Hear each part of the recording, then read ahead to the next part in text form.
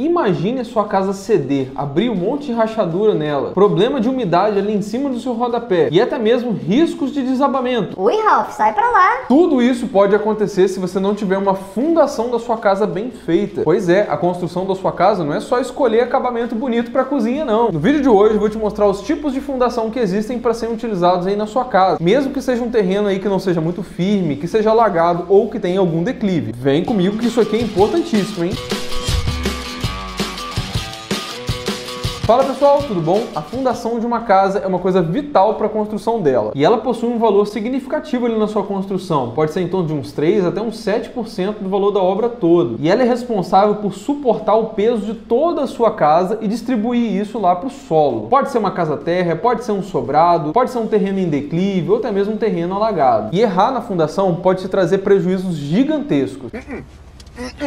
Não. Mas antes de mais nada, deixa eu te dar 2 recadinhos rápidos. Primeiro de tudo, escolher o tipo de fundação requer uma análise muito técnica das coisas. Então sim, não é assistindo esse vídeo aqui que você vai ter essa resposta. Infelizmente, eu adoraria poder te dar essa resposta, mas você precisa da ajuda de um engenheiro calculista. Segundo recado, todos os meus vídeos são focados em pessoas leigas. Então se você aí é colega arquiteto, é colega engenheiro, entendam que o foco do vídeo é ajudar as pessoas que não entendem nada do assunto. Então se você está querendo aí um vídeo muito técnico sobre fundações, provavelmente esse vídeo aqui não vai ser o que você espera. Então bora pro vídeo, mas antes não esquece o like não, isso ajuda muito o nosso trabalho, a gente faz com muito carinho aqui para ajudar vocês, dessa força, não custa nada, e se inscreve no canal também, porque isso também é um baita incentivo pra gente continuar. Mas vamos lá pessoal, a fundação de uma casa ou infraestrutura, como algumas pessoas preferem chamar, ela tem um objetivo de receber a carga de toda a construção e distribuir para o solo. A carga que vem lá desde o seu telhado, passa pela sua laje, desce na sua viga, pelo seu pilar, ela chega na fundação para ser distribuída no terreno. Isso também serve para casas aí com paredes estruturais. A diferença é que na parede estrutural você pega a carga direto da parede, né? Porque ela é a estrutura da casa e joga para sua fundação e ela manda para o solo. Tá bom, mas como que eu escolho a minha fundação da minha casa? Que bom que você perguntou. Eu nem ia falar sobre esse assunto. Ah, de nada, Ralph. O que seria de você sem mim? Para escolher o tipo de fundação de uma casa, a primeira coisa que a gente tem que fazer é uma coisa chamada sondagem, que é quando o seu terreno ele é furado, basicamente para saber ali qual é a resistência do solo, a profundidade do solo bom, a tipologia do solo, se ele é arenoso, se ele é argiloso e também se existe algum lençol freático por ali. Saber dessas informações é importante até mesmo antes de você procurar um arquiteto ou um engenheiro, porque a sua fundação ela vai ser pensada de acordo com a qualidade desse solo. Quanto mais profunda a sua fundação tiver que ser, mais cara ela vai se tornar. Fazer a sondagem é quase como se você fosse fazer um exame para você levar para o seu médico. O médico ele vai te pedir lá o exame de sangue, aquela coisa toda, para ver ali naquelas informações qual o tipo de remédio que ele tem que te passar. Não é mais ou menos assim? A mesma coisa é para você construir uma casa. Você vai pegar essas informações do estudo de sondagem, vai passar lá para o seu engenheiro calculista, que é quem vai pensar na estrutura da casa, e ele que vai falar assim: ah, eu preciso colocar esse tipo de fundação aqui porque o solo é assim ou é assado. E uma coisa que é recomendada é que você nunca faça um furo só no seu terreno, né? Porque ele pode ter variações assim na qualidade dele em outras partes. E você que está comprando, uma coisa que você pode fazer também é ver nas construções vizinhas ali quais os tipos de fundação eles utilizaram, porque já te dá um norte para saber, né? Pô, será que eu vou gastar muito? Será que eu vou gastar menos na hora de fazer a minha fundação? Porque uma fundação mal dimensionada, mal calculada para o terreno que você tem, pode causar um monte de problemas, pessoal. Pode ter o que a gente chama de recalque, é quando a sua fundação pode ceder, isso pode gerar rachaduras, coisas bem feias na sua casa, ou até mesmo coisa pior, como desabamento ou coisa parecida. Eu não ouvi o que eu ouvi?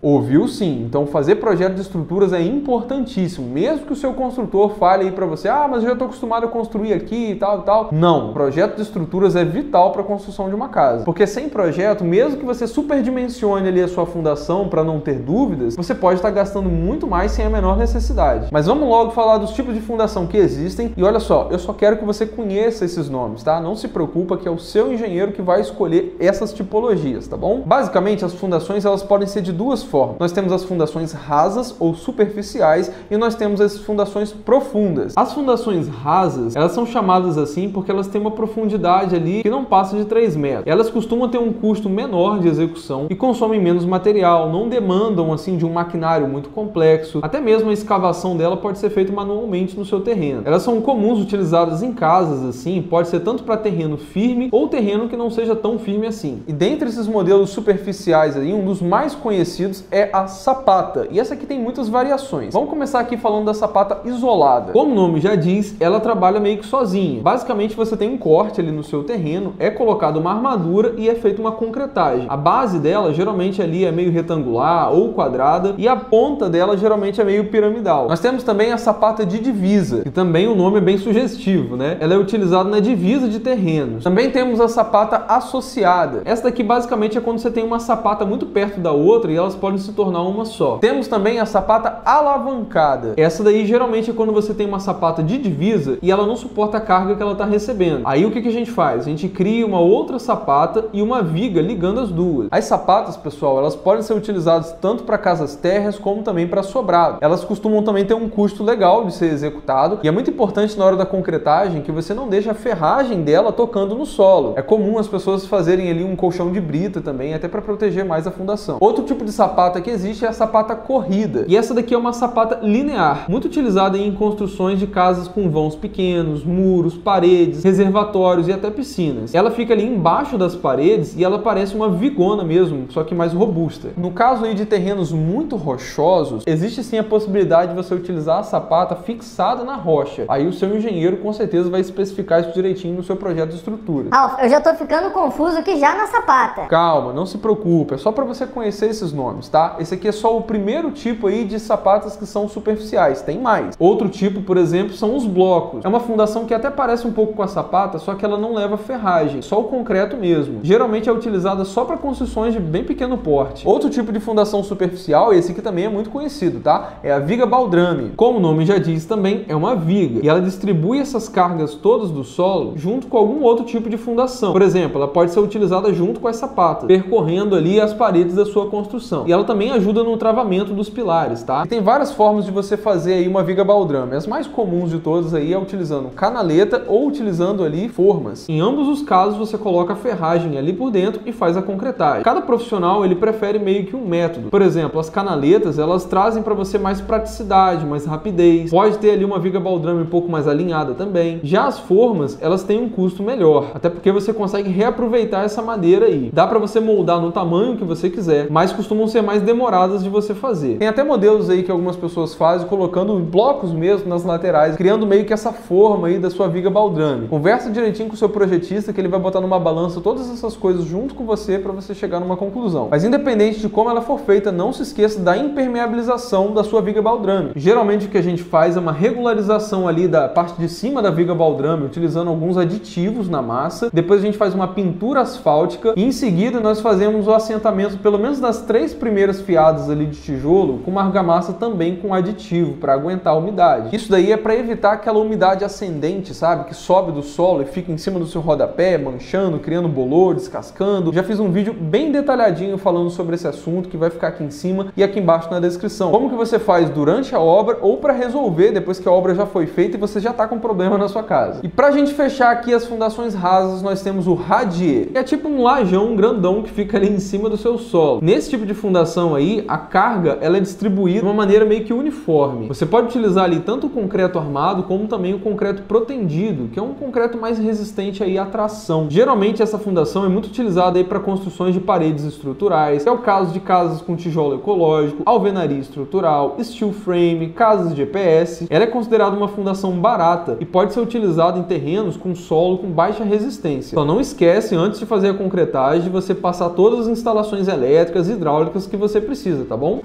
Acabou, né, Ralf? Não acabou não, você tá achando que construir uma casa é uma coisa fácil? Achou errado, otário? Não é não, agora a gente vai mais a fundo no assunto, vamos falar das fundações profundas. Ah, o trocadilho foi muito bom. Essas aí são aquelas que excedem os 3 metros de profundidade que nós falamos. Para fazê-las, você já tem uma movimentação maior de solo, exige um maquinário mais complexo, por isso que elas costumam inclusive ser fundações mais caras. E você só sabe da necessidade ou não desse tipo de fundação fazendo o quê? Aquele estudo de sondagem que eu falei para vocês lá no começo do vídeo. Vamos listar algumas aqui agora para vocês entenderem, tá? A primeira de todas aqui é a estaca. E essa daqui é muito conhecida também e tem muitas variações. Elas podem ser pré-moldadas assim, com material materiais como concreto armado, pode ser feita de madeira ou até mesmo de estrutura metálica. E tem outros modelos também que são feitos direto no local, moldadas in loco. Também é possível ter modelos mistos, tá? Tendo tanto concreto com aço e tudo mais. Ela geralmente é recomendada para solos que não tem ali uma capacidade de suporte muito grande, principalmente quando essa camada mais resistente está bem mais profunda lá no seu solo. E basicamente, para você fazer essa escavação das estacas, nós temos duas possibilidades. Nós temos as estacas cravadas e nós temos as estacas escavadas. Vamos começar com os modelos cravados. Esse daqui o pessoal conhece às vezes como bate-estaca. Ele ocasiona uma vibração muito grande no seu terreno, que pode acabar afetando, né, terrenos vizinhos, danificando a casa deles. Então pode trazer um prejuízo danado. Geralmente são feitos para estacas assim que são pré-moldadas, né, como concreto armado, madeira, metal. Essa é a estaca cravada. Já os modelos escavados, a mais comum delas aí é o que a gente chama de hélice contínua. Ela é escavada no seu terreno ali, meio que com um equipamento que parece meio que um parafuso. Costumam ser muito rápidas na execução e ter um baixo nível de vibração. Então se você tem construções vizinhas aí, pode ser que essa seja a opção para você. Caso o terreno tenha muitas rochas, talvez você precise de uma variação dela aí, que é uma estaca que a gente chama de estaca raiz. Esses modelos de estaca aqui que são escavados, geralmente eles são moldados em loco. E tem alguns nomes aqui que eu só vou citar para você saber que existe, tá? Fica calmo. Você tem o modelo Strauss ou a estaca tipo Frank. E só pra gente fechar os tipos de fundação profunda aqui, tem o tubulão. Geralmente é uma fundação para construções maiores. Ele é tipo uma estaca, só que ele é mais largo. E ele também é recomendado para terrenos que o solo mais firme está mais lá embaixo. Ele pode ou não ter a base dele ali mais alargada, sabe? Geralmente é feita com um funcionário, né? Uma pessoa que desce ali no meio do tubulão e vai fazendo essa escavação lá no fundo. Esse aí é chamado de tubulão a céu aberto. Tem modelo de tubulão também chamado de ar comprimido, mas esse aqui é bem perigoso de fazer. A real mesmo, pessoal, é que hoje, independente se você tem aí um terreno argiloso, arenoso, alagado, ou o que quer que seja, existem muitas tecnologias que podem fazer essa fundação tranquilamente aí no seu terreno. Obviamente que quanto mais complexo for, mais caro ele vai se tornar. No caso de terrenos alagados assim, a maioria dessas fundações profundas que eu citei aqui, elas podem te atender muito bem, com exceção dos tubulões a céu aberto, tá? Ele precisa ficar aberto ali para uma pessoa entrar lá e fazer essa escavação que eu falei para vocês. Mas tem muitas tecnologias e técnicas hoje para você escavar um terreno, mesmo que tenha uma estaca, alguma coisa que esteja submersa, não sendo necessário assim uma drenagem do seu terreno. As soluções mais adotadas hoje para um terreno alagado são essas de hélice contínua monitorada que eu falei para vocês, ou mesmo estacas com um diâmetro maior, estacas de aço. Sempre lembrando que você tem que impermeabilizar esses elementos de fundação para você não contaminar, por exemplo, o lençol freático ali da região e nem permitir que a água possa comprometer, né, a durabilidade ali da sua estrutura. Em terrenos bem alagados ou mangues assim, existe um recurso também que eu não gosto muito não, mas que é o rebaixamento do lençol freático. Essa aí é uma solução bem agressiva. Ela pode reduzir a umidade média dos terrenos em volta ao seu, impactando ali, por exemplo, na vegetação. E até mesmo pode fazer surgir algumas crateras por causa disso. E essa água ela é bombeada no seu terreno e é destinada para um outro local. Mas tem várias outras coisas que são importantes, tá, pessoal? Na hora que a gente vai fazer uma fundação, por exemplo, respeitar o tempo de cura certo, fazer uma cura úmida para você poder aumentar a resistência do concreto, ou até mesmo utilizando um concreto usinado, que é aquele que você compra, que vem num caminhão betoneira, sabe? Nele ali você tem um controle muito maior ali dos insumos que estão sendo utilizados. Fora que você economiza espaço no seu canteiro também, você não tem que ficar estocando ali areia, cimento, aquela coisa toda. Na hora que você recebe esse concreto, você tem ali uma relação de tudo que foi utilizado dentro dele. Dá para fazer um teste, até para ver também se ele tem uma resistência legal. Em terrenos em declive ou aclive, você pode fazer ali fundações que sejam mistas, utilizando, por exemplo, uma viga baldrame, estacas. Você só não pode ter a viga baldrame ali escalonada, tá? Você pode ter mais de uma, se for o caso. Pode ter uma construção ali feita sobre pilotis. Você pode, inclusive, aproveitar embaixo ali para criar algum cômodo, alguma coisa assim, fazer um porão, uma garagem. Tem gente que deixa ali um caixão perdido, mas é importante que você tenha ali um acesso para possíveis manutenções, se for necessário. Dá para você construir a sua casa ali feito com taludes, com essa fundação ali dentro da terra, ou mesmo uma construção escalonada. Mas ali você vai ter, por exemplo, uma estaca e uma viga baldrame. Depois você vai ter uma outra viga baldrame um pouco mais elevada. Bem, pessoal, eu sei que esse aqui é um tema um pouco mais técnico, mas eu acho importante que vocês saibam dessas coisas, até para você poder conversar melhor com seus profissionais daqui para frente. Então é isso. Eu espero que esse vídeo tenha te ajudado, tenha clareado um pouco aí algumas coisas para vocês, que a fundação ela é vital. Muito obrigado você que assistiu esse vídeo até aqui. Não se esqueça de deixar um like, não, por favor, isso ajuda muito aqui o nosso trabalho. Se inscreve no canal também, isso aqui incentiva muito a gente a continuar aqui no YouTube. E lembre-se sempre, valorize sempre o seu sonho, contrate um arquiteto. Um grande abraço e até o próximo vídeo. Tchau, tchau!